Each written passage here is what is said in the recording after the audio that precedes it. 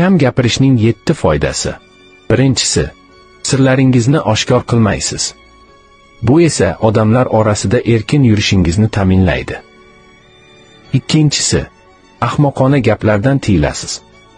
Bu hurmatingiz oshishiga sabab bo'ladi. Uchinchisi, har gapirganingizda odamlar sizni qiziqish bilan tinglashadi. Bu esa odamlarni boshqara olish qobiliyatingizni oshiradi. To'rtinchisi, odamlar sizni o'rganishi qiyinlashadi. Bu esa sizni yanada sirli qiladi.